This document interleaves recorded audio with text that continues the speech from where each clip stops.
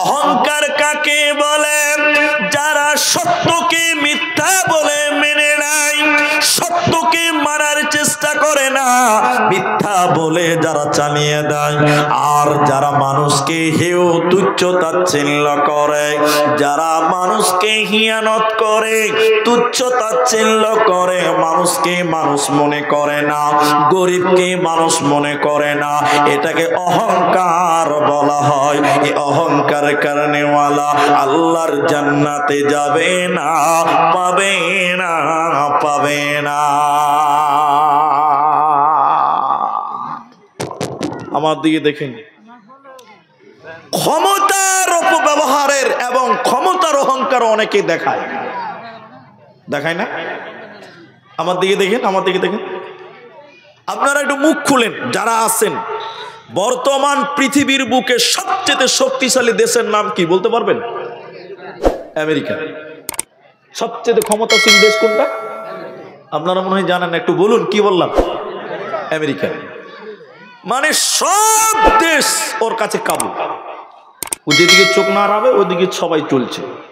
আমরাও কি বলছেন? হ্যাঁ না বলেন। কিছুদিন আগে এসেছিল খালু ডোনাল্ড ট্রাম্প, ভারতে এসেছিল না? রাজকীয় ব্যাপার, সোনার থালিতে খাবার দিচ্ছে, দেখেছেন আপনারা? সবচেয়ে ক্ষমতাশীল পাওয়ারফুল দেশের নাম হলো আমেরিকা। কিন্তু এই ক্ষমতা নিয়ে যদি কেউ অহংকার করে, আল্লাহ বরদাস্ত করবে?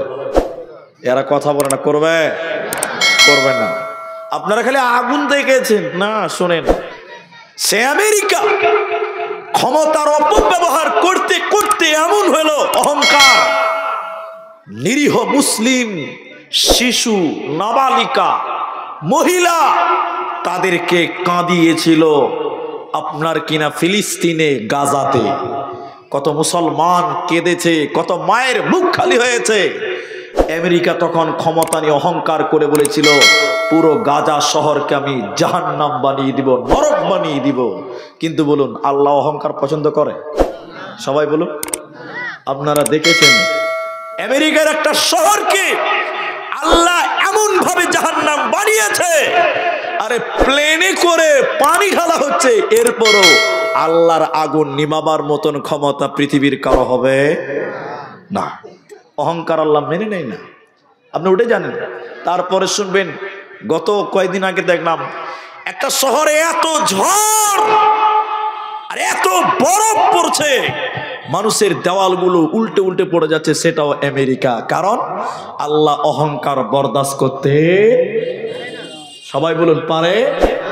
আল্লাহ বলেন, ইন্নাল্লাহ, নিশ্চয়ই আল্লাহ, লা ইউহিব্বু, তিনি পছন্দ করেন না, ভালোবাসেন না, মান কানা মুখতালান ফখুরা,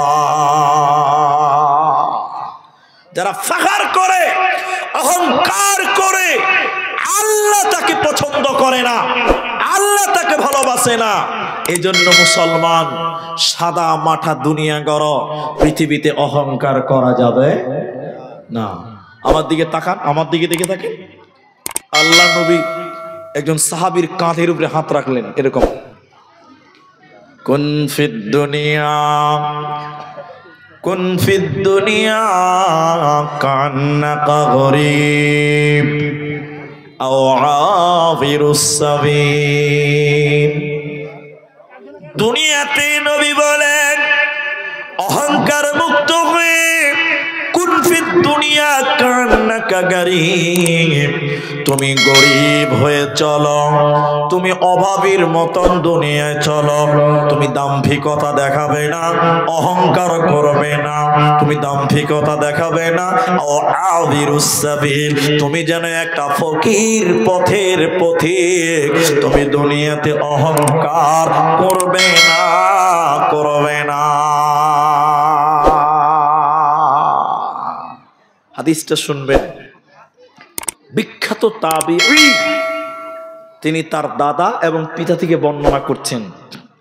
আপনাদের রায়গঞ্জে জেলখানা আছে, আছে না? কয়েকদিন আগে দেখছিলাম একটা মার্ডার হয়েছে, এনকাউন্টারে মার্ডার হয়েছে। ইসলামপুর থেকে মনে হয় রায়গঞ্জ নিয়ে যাচ্ছিল, খবর দেখছিলাম, জেলে নিয়ে আসছিল। জাহান্নামের ভিতরে একটা জেলখানা আছে।